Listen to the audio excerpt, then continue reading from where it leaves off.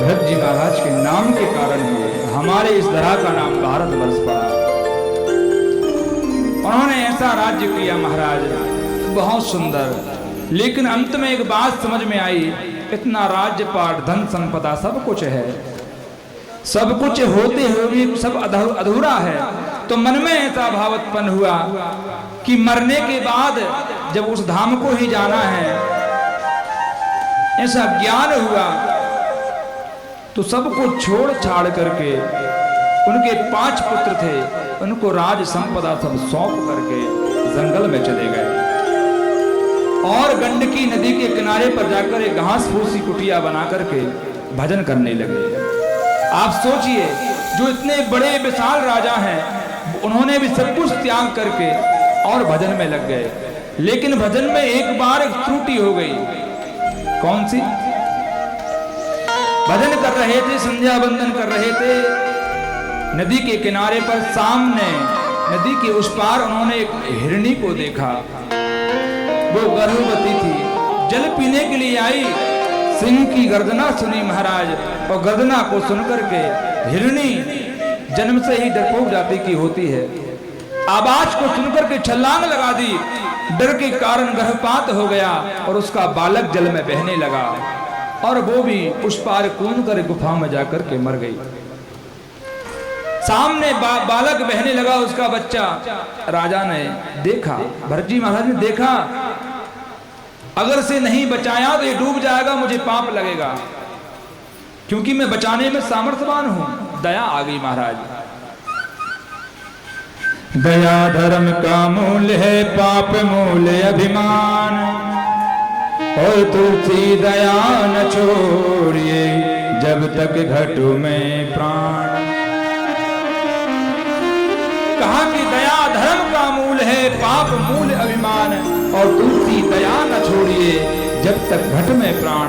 दया करिए, लेकिन वो दया अपराध ना बन जावे, आपके मार्ग में बाधक ना बन जावे।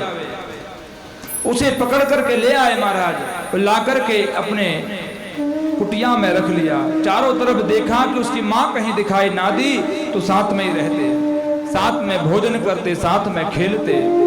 धीरे धीरे भजन छूटते गया और उस हिरणी के बच्चे के मोह में फंसते गए महाराज। जब वो कुछ बड़ा हुआ, एक दिन ये जंगल में लकड़ियां लेने जाते हैं, उसी समय कुछ हिरणों का झुंड वहां से निकला। उस हिरणी के बच्चे ने देखा, ये तो मेरे जात भाई हैं, जाकर के साथ में मिला और चला गया। भरत जी ने आकर के देखा कि हिरणी का बच्चा नहीं है, उसको ढूंढने लगे, खोजने लगे, चारों तरफ ढूंढा महाराज, कहीं दिखाई ना दिया। तो विलाप करने लगे, ना जाने कहां गया, कहीं सिंह तो नहीं खा गया, कहीं सर्प तो नहीं ले गया महाराज। उसके वियोग में प्राण त्याग दिए और कहते हैं, मरते समय जो इच्छा आपके मन में रहेगी, दूसरा जन्म भी आपको उसी का मिलेगा। जब उन्हें दूसरा जन्म मिला तो हिरण का मिला, क्योंकि मरते समय वही इच्छा थी। कुछ लोग करते रहते, भैया मेरा घर है, मेरा घर है, जाने की उम्र हो गई फिर भी मेरा घर, मेरा धन, मेरा बेटा।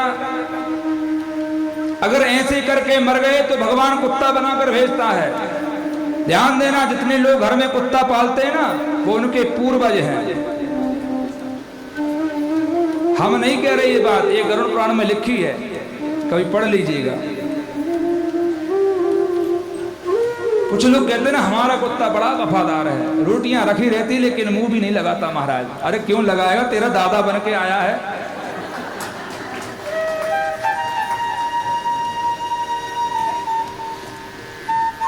कुछ लोगों को मीठा खाने का बड़ा शौक रहता है, अंत में कहते भैया मीठा मिल जाए तो अच्छे से मर जाऊं। भगवान मक्खी बनाकर भेजता, जाओ गुड़ के ऊपर भन भन भन भन करते रहना महाराज। कुछ लोग धन की इच्छा में मरते, भगवान सांप बनाकर भेजता, जाओ पुंगेड़ी बांधकर बैठे रहना।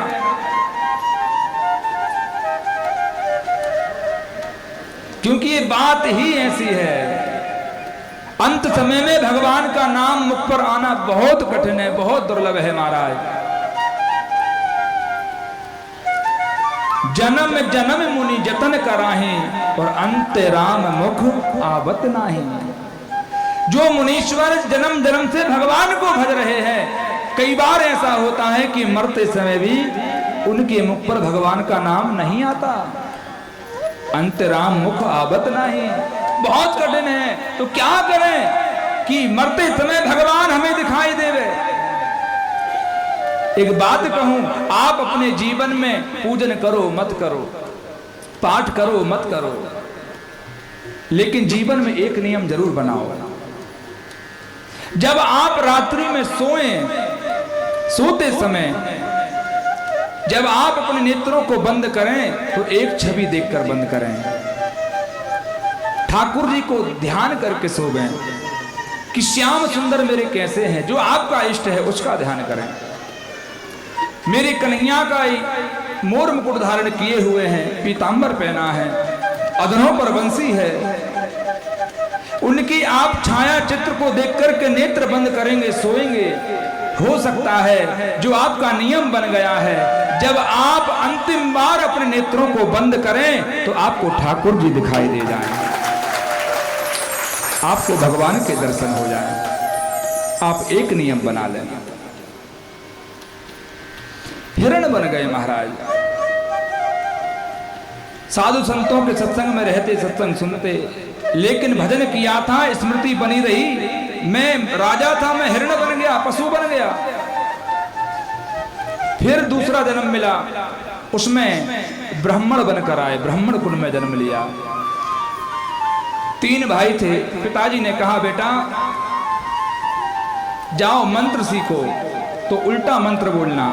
उन्हें स्मृति थी कि पिछली बार मैंने हिरणी के बच्चे के मुंह में प्राण त्यागे तो हिरण बनना पड़ा, इस जन्म में मैं किसी बंधन में नहीं बंधने वाला। तो कहा कि जा तू, तेरी बुद्धि तो जड़वत है। तो उनका नाम पड़ गया जड़ भरत। पिताजी का देहांत हुआ, भाइयों के साथ रहना, ना कोई काम करते ना कुछ करते, बस भजन करते। हमारे घर में कोई निकम्मा बेटा हो उसे सब टोकते हैं, अरे भैया इतना बड़ा हो गया, खा खा के हष्टपुष्ट हो गया, कोई काम धाम नहीं करता। स्वाभाविक बात है, कोई काम नहीं करेगा तो बोलेंगे। इस संसार में जो पैसा कमाता है उसकी पूछ है। पैसे बिन बाप कहे पूत को कपूत भया, पैसे बिन भाई कहे मेरो दुखदाई है। पैसे बिन बाप कहे पूत को कपूत भया, पैसे बिन भाई कहे मेरो दुखदाई है। पैसे बिन स्त्री कहे कैसे टट्टू के पाले पड़ी, और पैसे बिन सास कहे कहाँ को जवाई है। जो घर में पैसा नहीं कमाता महाराज, तो पिताजी कहते पूत का कपूत हो गया है महाराज, धन नहीं कमाता है। पैसे बिन भाई कहे मेरो दुखदाई है, कब तक पालूंगा। चलो भाई, भाइयों ने शादी भी करा दी, तो पैसे बिन पत्नी कहे कैसे टट्टू के पाले पड़ी। कभी साड़ी मंगानी हो, गहने मंगाने हो तो क्या ला के देगा, कमाता तो है ही नहीं महाराज। और पैसे बिन सास कहे कहां को जवाई है। मेरे बेटी के तो भाग्य फूटे महाराज। पत्नियों ने ताना दिया, आप दिन भर कार्य करते, तुम्हारा भाई बैठे बैठे खाता रहता है, कोई काम नहीं करता। भाई खेत में ले गए। खेत में जाकर कहा भैया यहाँ पर बहुत थोड़ा ऊंची जगह है, उसको थोड़ा सा खोद करके बराबर कर देना। तो और मिट्टी लाकर डाल दी। भाइयों ने कहा तुझसे ये काम नहीं होता। एक जगह गड्ढा था, कहा कि भैया यहाँ मिट्टी भर के इसको बराबर कर दो, वहां और गड्ढा कर दिया। एक काम करो, तुमसे ये कार्य नहीं होता, तुम खेत में रखवाली करना, फसल अच्छी हो रही है, चिड़िया ना खावे, पशु ना खावे, पक्षी ना खावे। कुछ चिड़िया आकर बैठ गई, उन्होंने एक ही नारा लगाया, राम की चिड़िया राम का खेत और खाओ भाई चिड़िया भर भर पेट।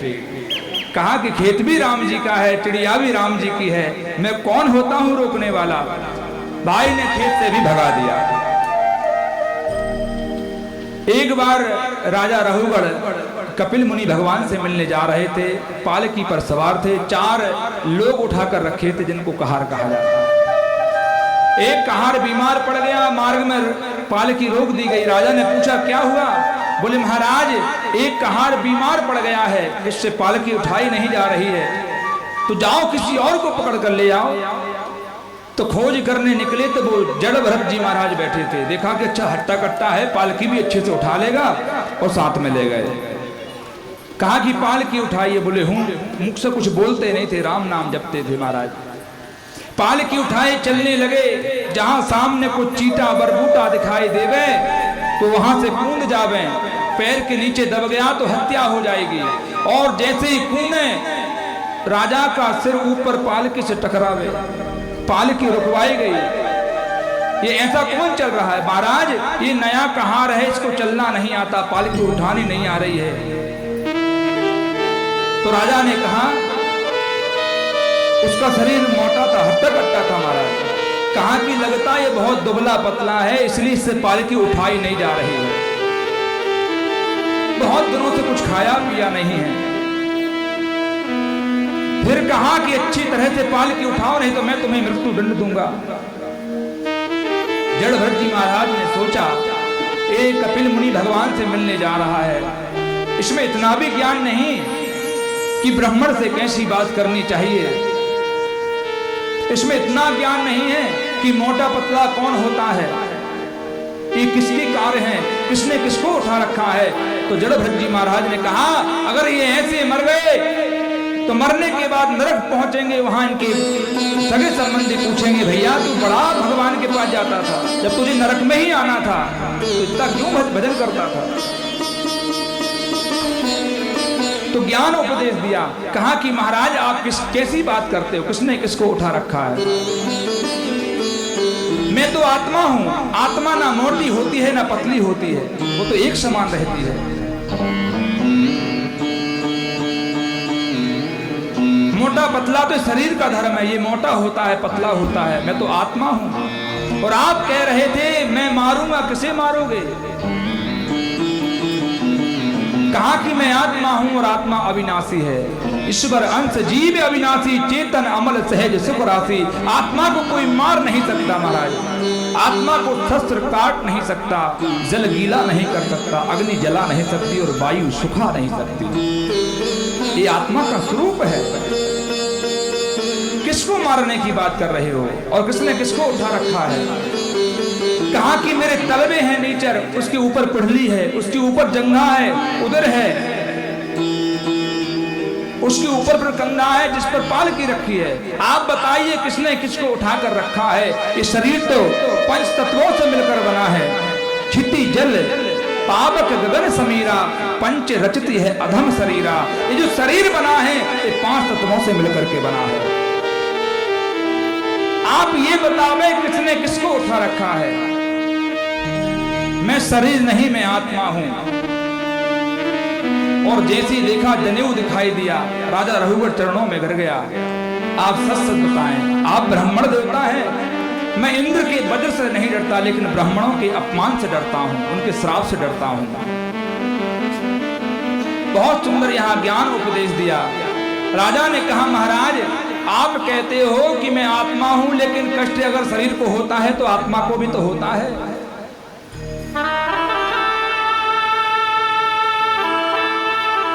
राजा भरत जी ने कहा आप असत्य कह रहे हैं,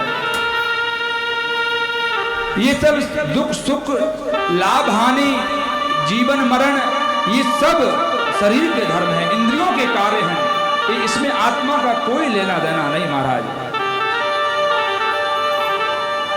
आत्मा तो करंट का काम करती है। जैसे कोई व्यक्ति मोबाइल चलाता है, अगर उसमें बैटरी चार्ज ना हो तो मोबाइल कोई काम का नहीं रहता। सिम कार्ड फोटो सब मोबाइल के अंदर सेव रहती है, लेकिन बिना चार्जिंग के उसे कोई चला नहीं सकता। उसी प्रकार बिना आत्मा के शरीर कोई कार्य कर नहीं सकता। आप एक बात बतावें, आप कह रहे हो आप शरीर हो, राजा रघुवर किसका नाम है? किसी व्यक्ति को बुलाकर के पूछा जावे कि ये कौन है, कहा कि ये राजा रघुवर हैं। अगर राजा रघुवर का एक हाथ काटकर जमीन पर फेंक दिया जावे और किसी से पूछे भैया ये किसका हाथ है, तो क्या कहोगे? राजा रघुवर का हाथ है। इसका मतलब ये हाथ राजा रघुवर नहीं है। एक पैर काटकर फेंक दिया जावे तो कहें भैया किसका पैर है, तो क्या कहेंगे? राजा रघुवर का पैर है।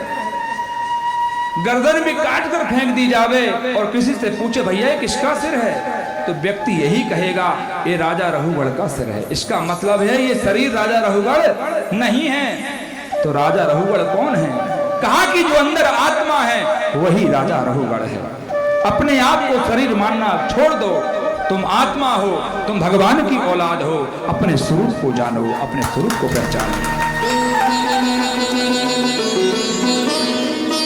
बार बार समझाया तो बात समझ में आई।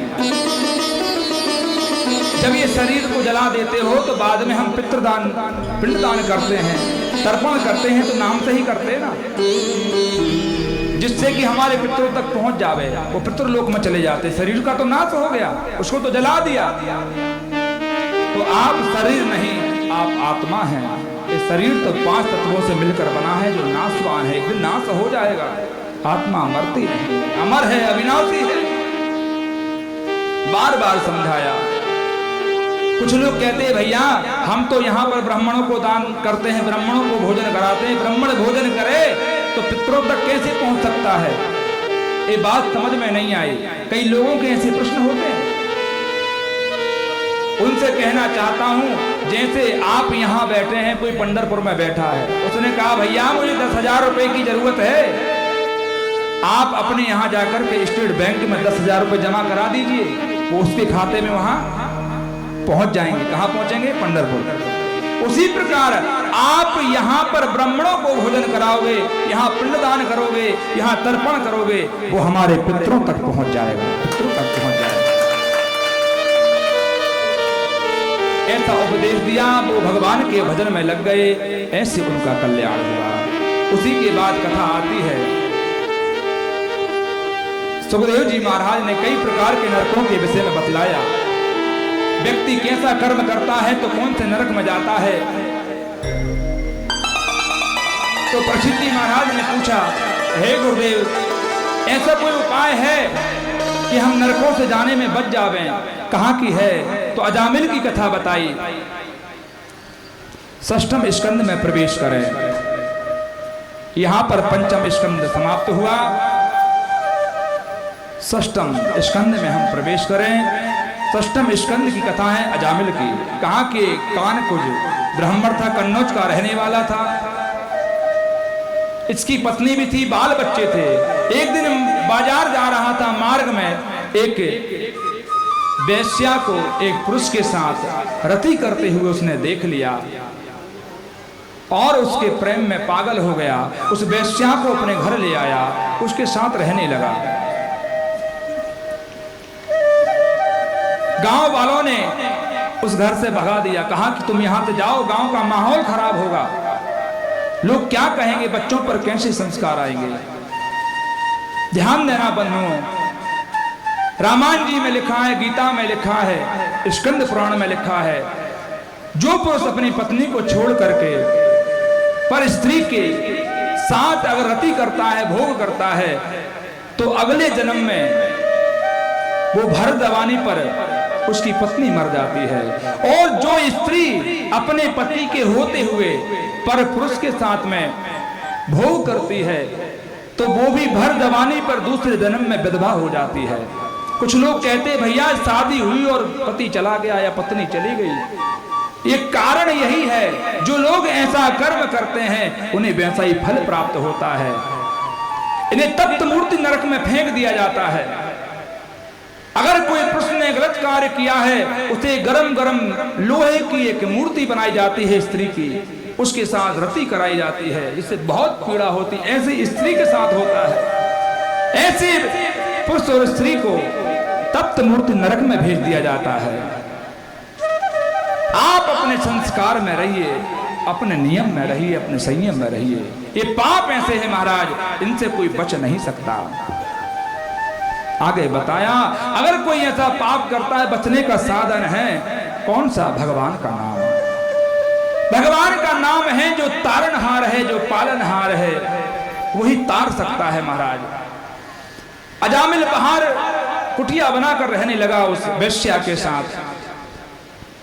कुछ साधु संत आए और जाकर के आश्रम के पास पहुंचे, कुटिया के पास पहुंचे। अजामिल कहीं कार्य से बाहर गया था, उसकी पत्नी से जाकर कहा भिक्षाम देहि। उसने कहा महाराज जी मैं आपको भोजन नहीं करा सकती, अगर भोजन करना है तो मैं आपको कुछ सीधा सामान देती हूँ, आटा देती हूँ, शक्कर देती हूँ, आप अपने हाथों से बना लीजिए, क्योंकि मैं एक वेश्या हूँ, मैं अपनी मर्यादा जानती हूँ। महाराज सामने एक वृक्ष के नीचे बैठ गए, वहां भोजन बनाया। सुबह हुई, जाने लगे। अजामिल खड़ा था, जाकर कहा बेटी तूने बहुत सेवा करी है, एक काम करना, जब तुझे पुत्र होगा उसका नाम नारायण रखना। अजामिल दौड़ा, महाराज पुत्र मेरा, मेरी संतान, मुझे जो नाम रखना हो वो रखूंगा, आप कौन होते हो, चले जाइए यहां से। उसकी पत्नी ने कहा आपको जो नाम रखना रख लेना, लेकिन साधु महात्मा के साथ ऐसी बातें क्यों करना। साधु संत चले गए। जब पुत्र हुए, 10 पुत्र हुए, जिसमें बड़े का नाम था नारायण। अजामिल उसको कंधे पर बिठाता, इधर उधर घूमता, उसके साथ रहता, बार बार नाम पुकारता, नारायण नारायण नारायण, बार बार पुकारता। जब अंत समय आया, भगवान ने वहां से यम के दूत आए, काले केस हैं, बड़े बड़े सींग हैं, विकराल स्वरूप है महाराज, और उन्हें देखकर के डर गया और डर के कारण अपने पुत्र को पुकारा, हे नारायण बचा, हे नारायण बचा। पुत्र तो नहीं आया महाराज, बेटा तो नहीं आया, लेकिन भगवान के पार्षद प्रकट हो गए हैं, पार्षद प्रकट हो गए। और यम के दूतों से कहा इसे मार नहीं सकते, इसने भगवान को पुकारा है। यम के दूतों ने कहा भैया इसने भगवान के नाम को नहीं पुकारा, ये तो इसके बेटे का नाम है नारायण। भगवान के पार्षदों ने कहा एक बात बताओ, अगर इसके बेटे का नाम नारायण कब रखा? कुल 10 साल पहले रखा। ये नाम कब से चला आ रहा है? जब ये बालक नहीं था तब भगवान का नाम था कि नहीं? नारायण। आज है तब भी नाम रहेगा, और जब मर जाएगा तब भी नारायण का नाम रहेगा। ये तो सनातन है, ये अनादि है, ये किसी का आदि नहीं है महाराज। उदाहरण दिया, कहा कि कहीं आग जल रही हो, कोई व्यक्ति अनजाने में ऐसा हाथ लगा दे, आग का काम क्या है? जलाना। कहीं आग जल रही है और अनजाने में कोई व्यक्ति आग में हाथ डाल देगा तब भी हाथ जलेगा, और जानबूझ करके हाथ डालेगा तब भी हाथ जलेगा, क्योंकि आग का तत्व ही है जलाना, उसका कार्य है जलाना। उसी प्रकार भगवान का जो नाम है वो है तारनहार, उनका नाम काम भी तारनहार है और नाम भी तारनहार है। काम ही इतना है महाराज। इसलिए तो कहते हैं अपने बच्चों के नाम भगवान के नाम के ऊपर रखना चाहिए। आजकल तो नाम तो ऐसे से रखते हैं महाराज, देखा कि काला हुआ कल कल्लू, मोटा है तो कल लड्डू। हाँ, उसके बेटे का नाम नारायण था तो बच गया, उद्धार हो गया। लड्डू लड्डू कहोगे तो फिर ये नरक में जाकर लड्डू मिलेंगे बड़े बड़े महाराज।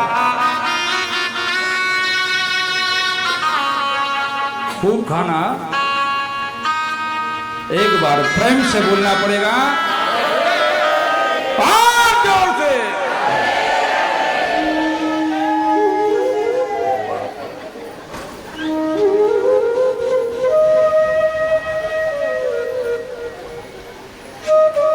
लगता है इनकी आवाज तो वहां तक भी पहुंचती होगी। वाह भाई। तो यहां पर कृपा करी, उनको डांट करके भगा दिया, और भगवान के पार्षद जब ले जाने लगे, अजामिल को बोध हुआ मैंने तो अनजाने में अपने बेटे का नाम लिया था, अगर मैं जीवन भर भगवान को याद करता तो फिर भगवान के पार्षद नहीं, भगवान स्वयं प्रकट हो जाते, स्वयं प्रकट हो जाते। आप नियम बनाइए, बजा लो, एक साथ बजाओ। जब मन होवे तो एक साथ बजाया करो। अब एक इधर टुटुर इधर पुटुर, एक साथ बजाओगे थोड़ा सुर में तो आनंद आएगा। प्रभु सप्तम स्कंद की कथा में भगवान के भक्त हुए प्रद्युम्न, प्रहलाद, जो कि हिरण्यकश्यपु के पुत्र हैं प्रहलाद जी महाराज। ये सप्तम स्कंद की कथा है। 5 बज गया है और हमें दसम स्कंद तक पहुंचना भी है। कहां तक पहुंचना है? दसम स्कंद। अभी आप हम सब सप्तम स्कंद में प्रवेश करे हैं। थोड़ा समय लगेगा, इंतजार करना पड़ेगा, भगवान को आने में थोड़ा विलंब है। तो जो प्रहलाद जी महाराज हैं, उनके पिता का नाम है हिरण्यकश्यपु और मां का नाम क्या है? ओ मैया, उनकी मां का नाम क्या है? और ध्रुव जी की मां का नाम अभी बताया था ना, क्या नाम है? सुनीति। वाह भाई, यहां के श्रोताओं को देखकर मन प्रसन्न हो गया। आप लोग जागरूक हैं।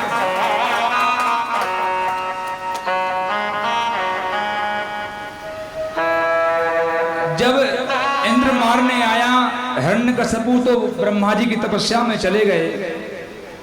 इंद्र को मालूम चला कि ये गर्भवती है, ऐसे राक्षस पैदा होगा जो इंद्रासन जीतने के लिए फिर आक्रमण करेगा, पैदा होने से पहले ही मार देता हूं। तो अपने विमान पर बिठाकर कयाधु को लेकर जा रहे थे। भगवान श्री नारायण पहुंचे। नारद जी ने जाकर के उनको बार बार समझाया, कहा कि इसके गर्भ में तुम्हारा शत्रु नहीं है, तो वे भक्त है। अपनी कुटिया में ले गए और उन्हें रामायण जी सुनाई, भागवत जी सुनाई, अनेक ग्रंथों का ज्ञान दिया, तो एक भक्त पैदा हो गया। यहां से शिक्षा मिलती है, जब माताएं गर्भवती हो महाराज, जब माताएं गर्भवती हो तो आप खूब भजन करें, खूब रामायण पढ़ें। आप अगर ऐसा चिंतन करोगे तो आपके यहां भक्त पैदा होगा, भक्त ही पैदा होगा महाराज। आजकल तो क्या सीरियल ऐसे ऐसे चल गए, तो लोग सीरियल देखते हैं। इसने चुगली उसकी करी, उसने चुगली उसकी करी। कोकिला बहन, हाँ, कहीं कोकिला है, कहीं मोदी बहन है, क्या क्या नाम है ज्यादा तो मालूम नहीं, कहीं कहीं से सुन लेते हैं तो याद रहता है। अगर आप ऐसे सब देख करके जीवन उस समय पे अपना समय व्यतीत करेंगे तो आपकी संतान भी वैसी होगी, चुगली करने वाली। अगर भजन करोगे तो भजन आनंदी पुत्र पैदा होगा, संतान होगी तो भजन करें, वैसी बुद्धि वाला बालक होगा, बालिका होगी।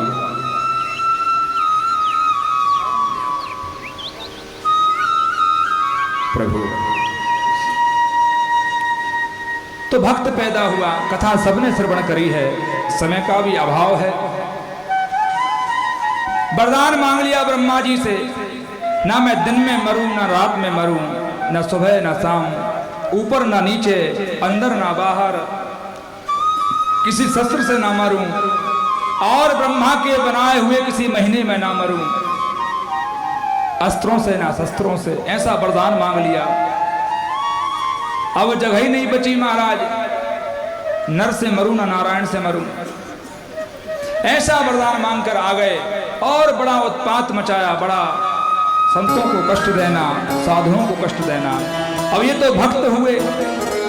कई बार अपने पुत्र को पहाड़ से फेंका गया, कई बार अपने पुत्र को हाथी के पैरों तरह कुचलवाया गया, लेकिन भगवान की कृपा जिस पर होती है उसका बाल भी बांका नहीं हो सकता है।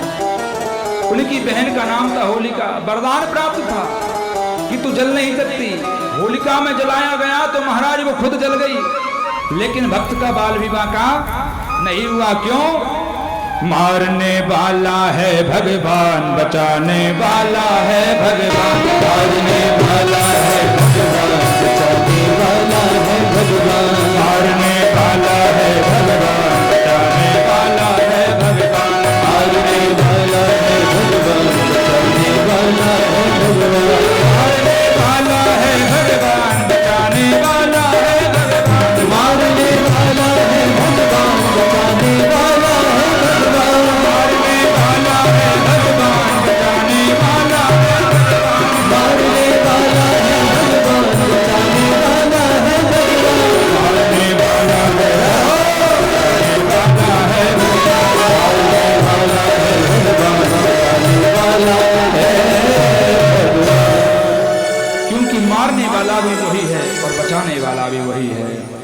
अंत में देखा जब ज्यादा अत्याचार करने लगा, एक दिन पूछा क्या तू कहता तेरा भगवान हर जगह है, हरि व्यापक सर्वस्त्र समाना।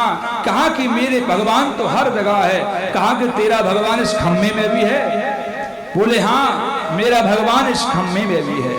और जैसी गदा का प्रहार किया महाराज, भगवान नरसिंह रूप लेकर के प्रकट हो गए हैं। बोल भगवान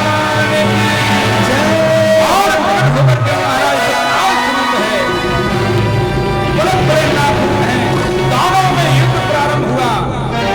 जैसे गोधूली बेला आई, शाम का समय था, न दिन थी न रात, और न अंदर न बाहर एक दहलीज पर खड़े हो गए। गोद में धारण करें ना ऊपर ना नीचे, ना नर हूं ना नारायण हूं। और ब्रह्मा के 12 महीने भी नहीं है, एक अलग से महीना बना दिया, पुरुषोत्तम मास का महीना, जिसे हम मलमास का महीना कहते हैं, अधिक मास का महीना कहते हैं। ऐसा महीना बना दिया और भगवान ने अपने भक्त की रक्षा करी। हिरण्यकश्यप के सीने को चीर करके उसका उद्धार कर दिया। बोलिए भगवान की जय हो। ब्रह्मांड कांपने लगा महाराज, हाहाकार करने लगा।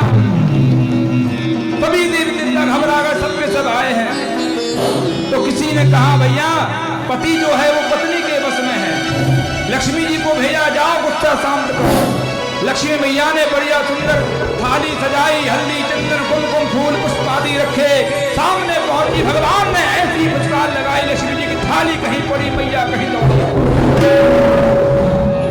कहा कि ब्रह्मा जी तुम ही जाओ। ब्रह्मा जी पहुंचे, उनकी फुसकार सुन करके कहीं कमंडल पड़ा है, कहीं ब्रह्मा जी भागे हैं। महादेव को भेजा, भोलेनाथ आप जाइए। नंदी पर बैठ कर गए महाराज, और जब क्रोध देखा, कहीं नंदी कहीं भोलेनाथ कहीं नाग देवता पड़े हैं, तो फिर किसी ने कहा भगत के बस में है भगवान। भक्त प्रहलाद को भेजा, और क्योंकि भगवान भक्तों के ही बस में है। जैसे हमने परसों की कथा में कहा था, महाभारत में भगवान ने अपने भक्त के लिए अपनी प्रतिज्ञा तोड़ दी, मैं शस्त्र नहीं उठाऊंगा।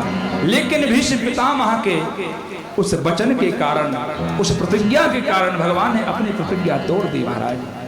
भगवान तो कहते मेरा अपना कुछ नहीं है, मेरा जो कुछ भी है वो भक्त है, भक्तों के लिए जीता हूं। कोई कहता है ज्ञानी बड़ा, कोई कहता है भक्त बड़ा। कई बार ज्ञानी और भक्त में बड़ी बहस हो जाती है महाराज। एक बार भक्त और ज्ञानी दोनों भगवान के पास पहुंचे तो जाकर के कहा प्रभु आप बताइए ज्ञानी बड़ा कि भक्त बड़ा? भगवान ने कहा भैया ज्ञानी तो मेरी आत्मा है। क्या कहा?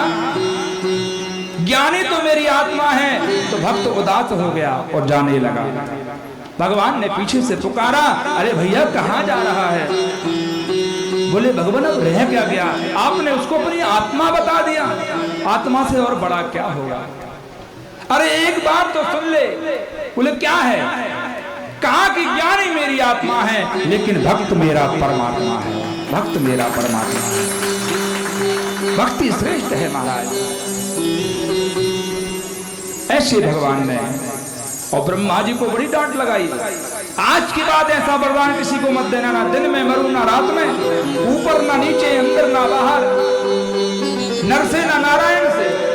और इतना भी ठीक था, आपके बनाए हुए किसी महीने में ना मारो। आपके चक्कर में एक महीना एक्स्ट्रा बनाना पड़ा, मलमास का महीना। आइए अष्टम स्कंद में प्रवेश करें। कोशिश कर रहे हैं भैया कि हर एक स्कंद में से कुछ कुछ कथाएं सुनाते चलें।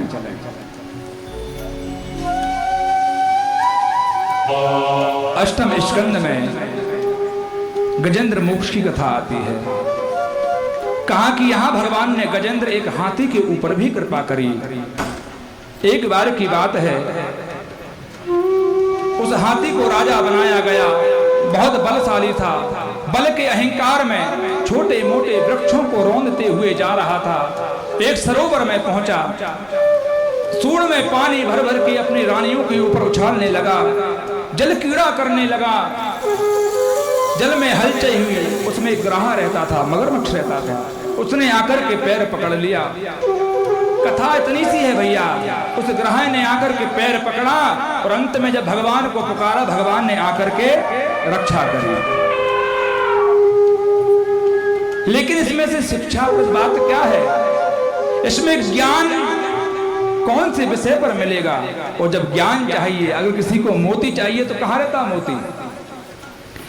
उतरता घर में जो उसको मोती मिले,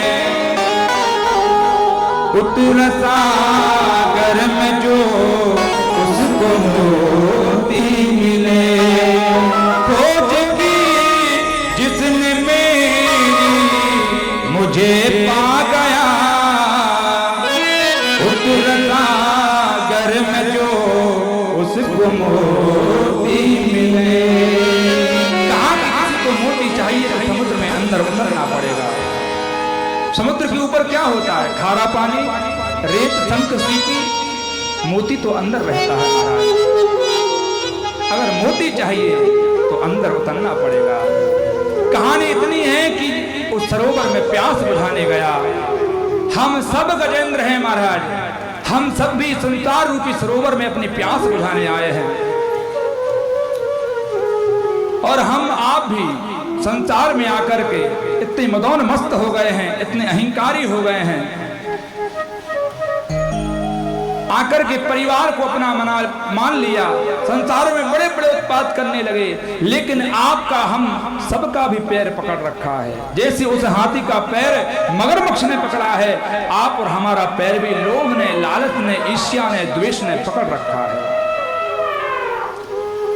हम उसके बंधन में ऐसे जकड़ गए हैं, उससे छुड़ाना बहुत कठिन है, बहुत कठिन है। जब उस हाथी ने देखा कि मेरा पैर पकड़ लिया, पहले तो बहुत प्रयास किया मैं छूट जाऊं, लेकिन ना छूट पाया, तो उसने अपने परिकरों को, परिवार को बुलाया, अपने पुत्रों को पुकारा। पुत्रों ने देखा कि ये बचने वाला नहीं, पुत्र भाग गए। काका, दादा, चाचा, मामा सबको बुलाया महाराज, सब भाग गए, लेकिन उसकी पत्नी बची। ऐसे हमारे जीवन में भी किसी को बड़ी बीमारी लग जाती है, किसी को कैंसर हो गया, किसी को कोई बड़ी बीमारी हो गई, तो हम भी अस्पताल में जाकर भर्ती करते हैं और वहां भी हमारे सगे संबंधी सब मिलने आते हैं। जब देखा 1 दिन, 2 दिन, 3 दिन, 4 दिन, 5 दिन, फिर धीरे धीरे एक एक करके सब जाने लगते हैं और कहते भैया कुछ हो, हमारी आवश्यकता हो तो हमें जरूर बताना, जरूरत पड़े तो बताना, अब हम थोड़ा देखें काम। चले जाते हैं।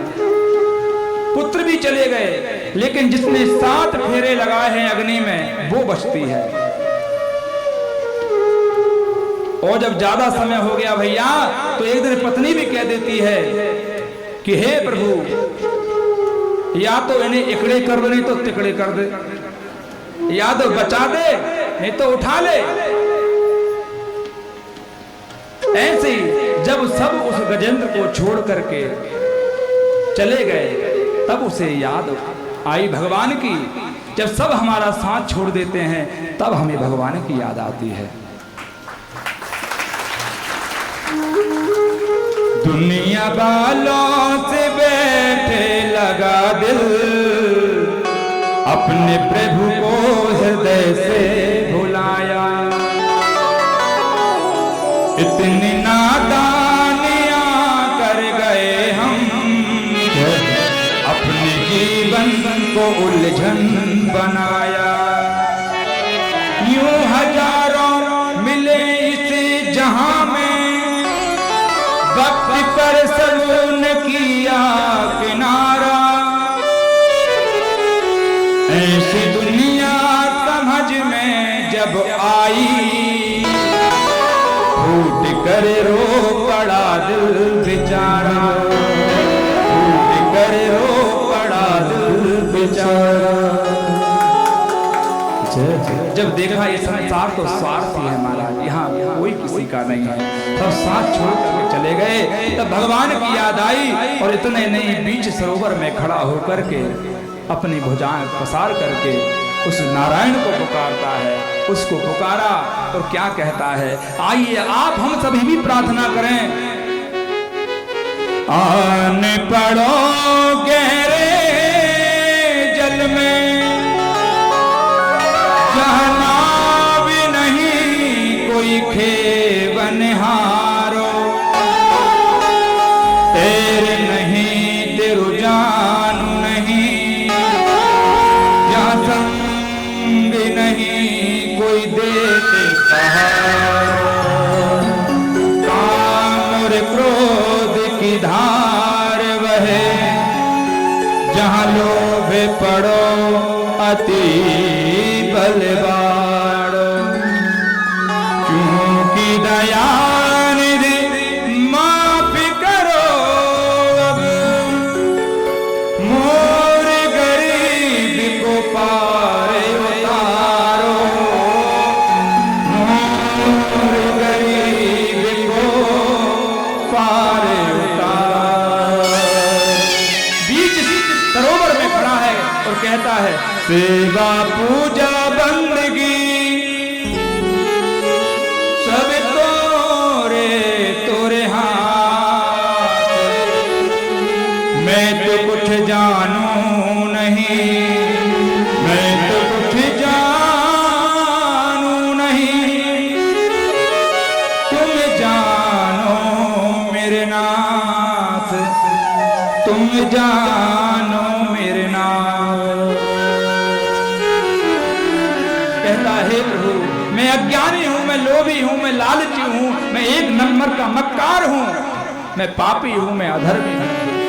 हे नारायण, लेकिन मैं अच्छा हूं, बुरा हूं, जैसा भी हूं, हे गोविंद मैं आपका हूं और आप मेरे हैं। भगवान ने जब वो पुकार सुनी, सिंहासन हिल उठा महाराज, गरुड़ पर आरूढ़ हुए हैं भगवान और तोड़े हैं, आकर के अपने भक्त की रक्षा करी है, रक्षा करी है महाराज।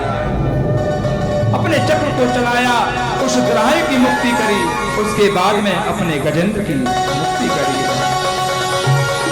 भगवान को करना स्थल है, अकारण करना उड़ाले हैं और अपने भक्त को अपने साथ लेकर के वैकुंठ धाम चले गए।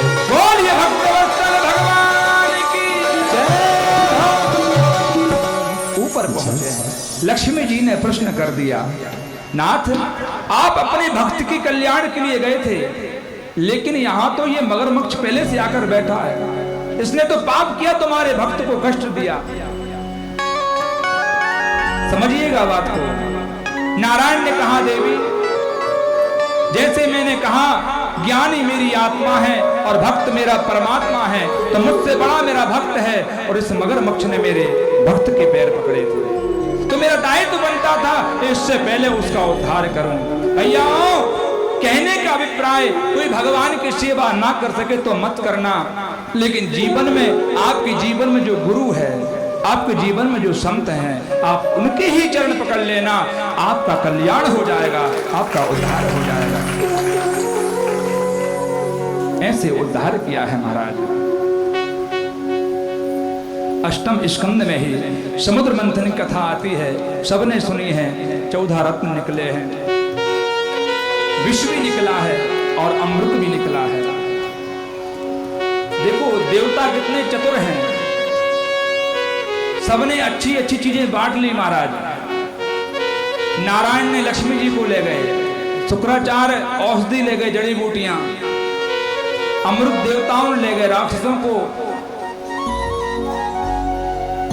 लोभ लालच देके वैसे ही मंथन करवाया, भगा दिया महाराज। उसी के बाद अच्छा, यहां पर हमारे यहां स्त्रियों को रत्न कहा गया है और रत्नों को संभाल कर रखा जाता है, इसलिए बार बार कहना पड़ता है कि आप मर्यादा में रहिए, क्योंकि आप एक रत्न हैं, कोई चुरा ना ले, कोई नुकसान ना पहुंचा दे। ऐसे 14 रत्न निकले। विष बचा महाराज तो महादेव को पुकारा, देव देव महादेव, महादेव को पुकारा है, महादेव ने विष धारण किया है। यहां भगवान ने 3 अवतार लिए, कच्छप अवतार, धन्वंतरी अवतार और विश्व मोहिनी अवतार, ये तीनों भगवान के अवतार हैं। बोलिए भक्तवत्सल भगवान की जय हो। ये 24 अवतारों में से और 3 अवतार। उसके बाद कथा आती है इसी स्कंद में भगवान ने वामन अवतार लिया, छोटे से बनकर आए हैं। देखा राजा बलि यज्ञ कर रहा है, अगर ये यज्ञ कर लेता तो इंद्रासन उसे मिल जाता। अदिति मैया ने नारायण की उपासना करी, कहीं ऐसा ना हो मेरा पुत्र इंद्र इंद्रासन से वंचित हो जावे। भगवान प्रकट हुए, कहा कि हे प्रभु आप रक्षा करें, मेरे पुत्र के राज को बचावें। तो भगवान पावन अवतार लेकर आए हैं।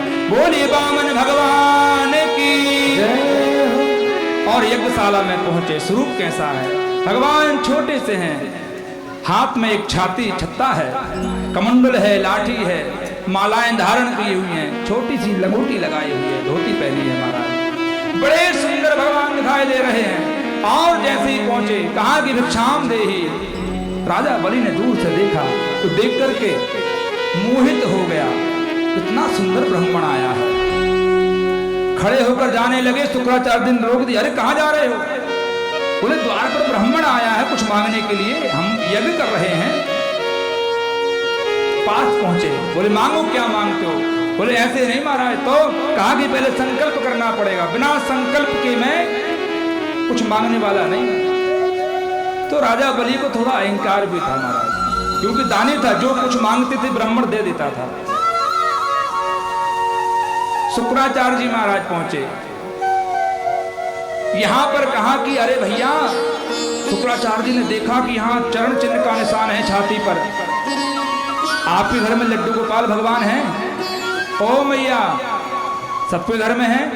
आप ध्यान से देखिएगा, ठाकुर जी के छाती पर एक चरण चिन्ह बना हुआ है। क्यों? क्योंकि एक बार भृगु महाराज ने लात मार दी। एक बार देवताओं में शर्त लगी कि सबसे बड़ा देव कौन है? महादेव है, नारायण है, ब्रह्मा जी हैं, कौन है? तो भृगु महाराज को भेजा वृक्षा लेने के लिए। पहले ब्रह्मा जी के पास पहुंचे, ब्रह्मा जी को क्रोध आ गया, मारते मारते छोड़ा। महादेव के पास पहुंचे, महादेव ने तीसरा नेत्र खोल लिया महाराज। पार्वती मैया ने समझाया कि वो तो साधु है, संत है, महादेव आप शांत हो जावे। तो महादेव शांत हुए। जब बैकुंठ पहुंचे, लक्ष्मी मैया चरण दबा रही थी, नारायण लेटे हुए थे।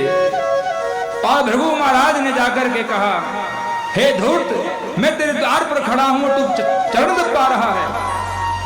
जाकर के छाती पर प्रहार किया चरण का, और सीधे नीचे उतरकर नारायण ने चरण पकड़ लिए। कहा कि हे महाराज, मेरी वज्र की तरह एक कठोर छाती, आपके कोमल पुष्पों की तरह ये चरण, कहीं आपको चोट तो नहीं लगी? भृगु महाराज की आंखों में अश्रु आ गए। इस दुनिया में बड़ा वही है जो क्षमा करना जानता है। क्षमा बड़न को चाहिए, छोटन को उत्पाद, और कहा विष्णु को घट गयो, भृगु ने मारी लात। कहा कि क्षमा बड़न को चाहिए, छोटन को उत्पात, और कहा विष्णु को घट गयो, भृगु ने मारी लात। तो कहा कि नारायण ही सबसे बड़े हैं। कहा कि भैया ये नारायण है, इसकी छाती पे चरण चिन्ह है, तू संकल्प मत कर। राजा बलि कहता, भैया सोचिए, सारा संसार दिन के सामने जाकर के हाथ जोड़कर भिखारी बनकर मांगता है कि भगवान ये दे देना, वो दे देना। आज वो त्रिलोकीनाथ मेरे द्वार पर कुछ मांगने आया है, मैं ऐसा अवसर कैसे गवा दूं? यहां से संकल्प कर दिया महाराज, हाथ में हस्ते अक्षतम पुष्पाणि गुप्ताः जलमादाय पुंगी फल सहितम दृष्णायाम संकल्पः। हाथ में संकल्प लिया है, विष्णु और श्रीमद् भगवतो महापुरुषस्य विष्णुराज्ञाः प्रथमानस्य ब्रह्मणो द्वितीये प्राद्रीये श्रीरुद्राय कल्पे जम्बूद्वीपे भारतवर्षे भरतखंडे आर्यावर्तांग सांप्रते। संकल्प किया है कि मुझे 3 पग भूमि चाहिए। जब जल डालने लगे, शुक्राचार्य टोटी में जाकर बैठ गए। एक आंख भी फोड़ दी गई महाराज। तब से शुक्राचार्य जी एक आंख से काणे हैं, और भगवान ने जैसे संकल्प कराया, भगवान बामन से विराट हो गए हैं। बोली विराट भगवान की जय। भगवान ने एक पग को ब्रह्मलोक ले गए, जहां ब्रह्मा जी ने चरण धुला करके कमंडल में गंगा जी प्रकट करी है महाराज। दूसरे लोक में पृथ्वी लोक को माप लिया। अब कहा महाराज तीसरा पग कहां रहूं? राजा बलि ने कहा महाराज एक बात पूछो। कहा कि जब आपने संकल्प कराया तब आप इतने ही बड़े थे? बोले नहीं। ठीक है, समर्थ को नहीं दोष गोसाई। गोस्वामी जी महाराज कहते हैं जो समर्थवान होता है वो कुछ भी कर सकता है। भाई जिसके पास सामर्थ्य है, जैसे हमारे मोदी जी के हाथ में सत्ता है, जब चाहे जब नोटबंदी करवा दी, राम मंदिर का फैसला भी आ गया, हाँ? तो समर्थ को नहीं दोष गोसाई, वो कुछ भी कर सकता है। फिर एक बात और पूछी, प्रभु एक बात बताइए, दान बड़ा के दान देने वाला बड़ा? बोले जो दान देता है दाता बड़ा होता है। बोले आप ना जो तीसरा पग है मेरे ऊपर रख लीजिए। तो उन्होंने तीसरा वचन पूर्ण किया, भगवान ने अपना पग उनके ऊपर रखा है। बोली भक्त वत्सल भगवान की जय। ऐसे उस वचन को भी पूर्ण किया। तदुपरांत भगवान ने उन्हें पाताल लोक का राजा बनाया। तब से लेकर अब तक भगवान 4 महीने के लिए पाताल लोक में सेवा चाकरी करने जाते हैं। लोग कहते हैं ना देवसोनी एकादशी आ गई, भैया देव सो गए। देव सोते नहीं हैं, भगवान नौकरी करने जाते हैं। किसके यहाँ? राजा बलि के यहाँ। आगे कथा आती है, नवम स्कंद में प्रवेश करें। नवम स्कंद में ही भगवान श्री रामचंद्र जी आए।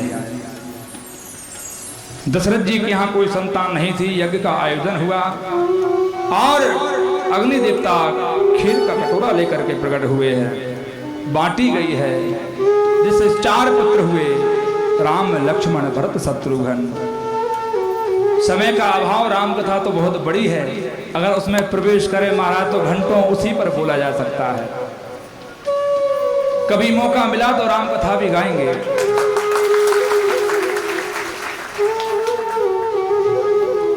उनका विवाह हुआ राम जी का सीता मैया से, लक्ष्मण जी का उर्मिला से, भरत जी महाराज का मांडवी से और शत्रुघ्न भगवान का हुआ है सुतकीर्ति से।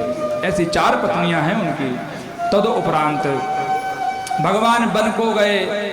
अच्छा एक बात और है, लोग कहते भगवान वनवास में गए, बन गए। भगवान वन में गए तो बन गए, नहीं तो कौन जानने वाला था। जब राम अकेले गए थे महाराज, वहां से मर्यादा पुरुषोत्तम बनकर आए हैं। बोलिए रामचंद्र भगवान की जय। वही हनुमान जी से भेंट हुई, सबरी मैया से भेंट हुई, अनेक भक्तों से मिले हैं, कई राक्षसों का उद्धार किया है, रावण का उद्धार किया, कुंभकर्ण का उद्धार किया, क्योंकि श्रापित थे जय जय और विजय हैं। उसी के उपरांत ये सूर्य वंश की कथा है। और परीक्षित जी महाराज ने सुखदेव जी से पूछ लिया, महाराज एक बात बताइए, आपने सब कुछ सुनाया, चंद्रवंश की कथा नहीं सुनाई। तब कहने लगे यदुवंश में उग्रसेन नामक एक राजा हुए, उनका छोटा भाई था देवक। उग्रसेन के यहाँ पुत्र हुआ जिसका नाम पड़ा कंस। लेकिन जब जन्म लिया तो बड़े उत्पात होने लगे महाराज, बादल मंडराने लगे, अनिष्ट कार्य होने लगे। तो गर्गाचार्य जी को बुलाया, उन्होंने भविष्यवाणी करी, ये पुत्र ठीक नहीं है, इसे जल में बहा दिया जावे। उसे एक संदूक में बंद करके जल में बहाया। उनके छोटे भाई देवक स्नान कर रहे थे, रोने की आवाज सुनी, संदूक को उठाया और देखा कि पुत्र है। उसके यहाँ पुत्र नहीं थी, बेटियां तो थी लेकिन पुत्र नहीं थे। उठाकर ले आया घर में। ध्यान देना, आप कितना भी बच लीजिए, काल से आप बच नहीं सकते, ये वही काल है। और जैसे ही महाराज घर में आए हैं, कुछ बड़े हुए हैं, अपनी बहन देवकी से बहुत प्रेम स्नेह करते थे। उनका विवाह उन्होंने शूरसेन के पुत्र वसुदेव के साथ तय किया और इतना प्रेम करते थे कि साथ में विदा करने भी जाने लगे। रथ पर बैठ गए, वसुदेव बैठे हैं, देवकी बहन बैठी है। आकाश वाणी हो गई महाराज, हे मूर्ख, तू ये क्या कर रहा है? तुझे मालूम नहीं इस देवकी की 8वीं संतान तेरी काल होगा, ये मारने वाला होगा। जैसी आकाशवाणी को सुना तलवार निकाल ली महाराज, मारने लगा। वसुदेव जी महाराज ने हाथ जोड़ करके प्रार्थना करी, हे महाराज त्राहिमाम, आप छोड़ दीजिए, मैं वचन देता हूं जो 8वीं संतान होगी तुम्हारे सामने लाकर के रख दूंगा। क्योंकि वसुदेव जीवन में कभी झूठ नहीं बोले, कंस को विश्वास हो गया और उसने नहीं मारा, विदा कर दिया। नारद जी महाराज पहुंचे और जाकर के भड़का दिया कंस को, कहा कि भैया ये भगवान तेरी टांग वालों है, जाकी गिनती को काय भरो तो नहीं, ये कहां से पहली और 8वीं चालू करे। पुनः लाए कारागृह में बंद कर दिया और कंस ने बहुत उत्पात मचाए। सभी देवी देवता भगवान नारायण के पास पहुंचे, प्रार्थना करी। एक एक करके 6 पुत्रों को मार दिया गया। 7वीं संतान कंस संकट के माध्यम से रोहिणी मैया के घर में पहुंचाई गई, जिससे बलराम जी का प्रादुर्भाव हुआ। बोली बलराम भगवान की जय हो। और 8वीं संतान के रूप में भादों का महीना है, कृष्ण पक्ष है, अष्टमी तिथि है, रात्रि की 12 बजे भगवान प्रकट हुए हैं। और जैसे भगवान ने जन्म लिया है महाराज, सारी हथकड़ियां खुल गई हैं, ऐसा चमत्कार हुआ। वसुदेव जी देखने लगे, भैया सो रही थी, उन्हें दर्शन दिए और उनसे कहा कि भैया जाओ, मुझे गोकुल में छोड़ करके आ जाओ। इधर ऐसी आज्ञा करी है। और वसुदेव जी अपने सिर पर टोकनी रख करके कहां चले हैं? गोकुल चले हैं।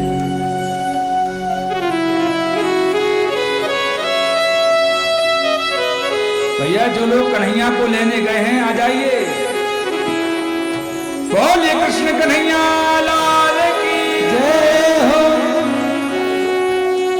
लाने लगे हैं, भगवान आ ही रहे होंगे जब तक हम वहां पहुंचे।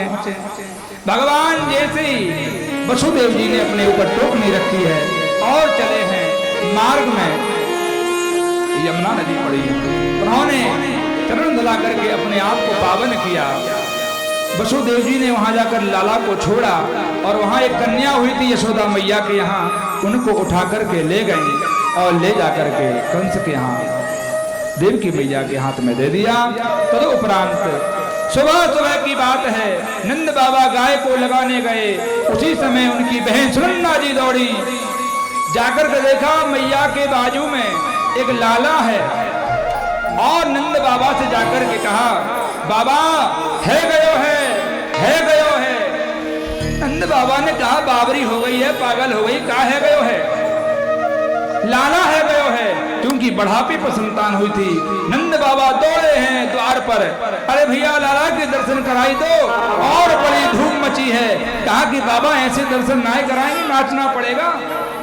सारा ब्रजमंडल झूम उठा, तैयारी होने लगी महाराज, सबके सब पहुंच गए हैं, सब बधाई दे रहे हैं और नृत्य कर रहे, नाच रहे, गा रहे हैं। क्या कर रहे हैं? बधाई हो, बधाई हो, लाला को जन्म देव है, बधाई हो। नंद घर आनंद भरो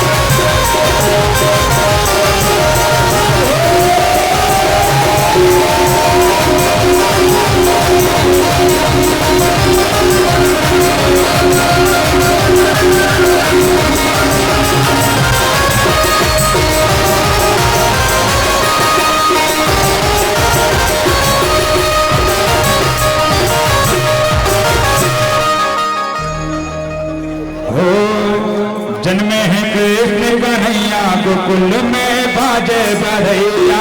जन्मे हैं कृष्ण कन्हैया गोकुल में बाजे बधैया। जन्मे हैं कृष्ण कन्हैया गोकुल में बाजे बधैया। जन्मे हैं कृष्ण कन्हैया गोकुल में बाजे बधैया।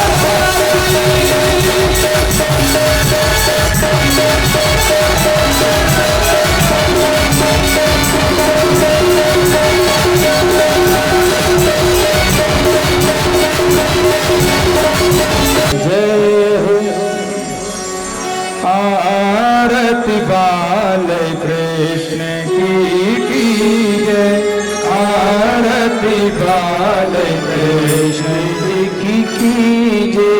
अपना जन्म कर लीजिए, अपना जन्म सफल कर लीजिए। यशोदा को परम दुलारो, श्री यशोदा को परम दुलारो। बाबा की अखियन को तारो, बाबा की अखियन को तारो। गोपिन के प्राणन को पारो, गोपिन के प्राणन को पारो। इन पे प्राण निछावर कीजिए, इन पे प्राण निछावर कीजिए। आरती बाल कृष्ण की कीजिए, आरती बाल कृष्ण की कीजिए। बलिदाओ तो भैया, बलिदाओ तो भैया। अनुवा कहीं कहीं बोलत मैया, अनुवा कहीं कहीं बोलत मैया। परम मुदित मन लेती भलैया, परम मुदित मन लेत भलैया। अपना कर बदलने को दीजिए, अपना सब को दीजिए। आरती बाल कृष्ण की कीजिए, आरती बाल कृष्ण की कीजिए। राधा सुधर कन्हैया, राधा सुधर कन्हैया। ब्रज जन को नवनीत खवैया, ब्रज जन को नवनीत खवैया। देखत ही मन लेत चुरैया, देखत ही मन लेत चुरैया। छवि नैन में हर लीजिए, छवि आरती बाल कृष्ण की कीजिए, आरती बाल ओ करी बोलत मधुर सुहावे, ओ करी बोलत मधुर सुहावे।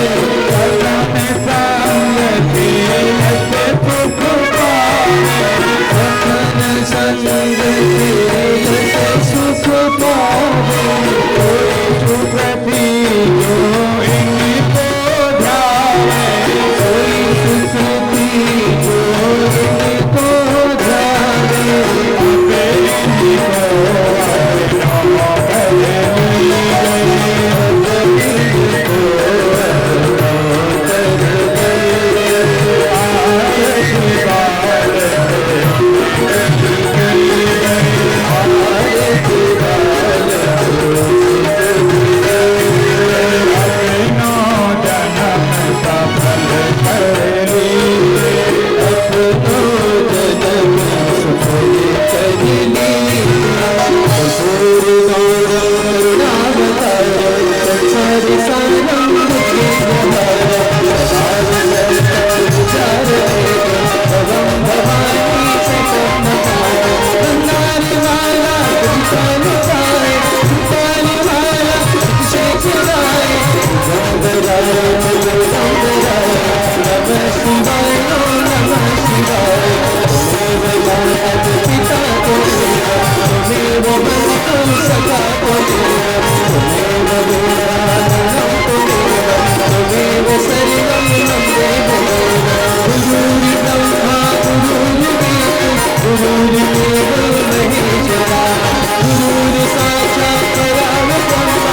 कृष्ण श्री गुरुदेव सुतम कृष्ण दामोदर वासुदेव श्री जानकी नायकम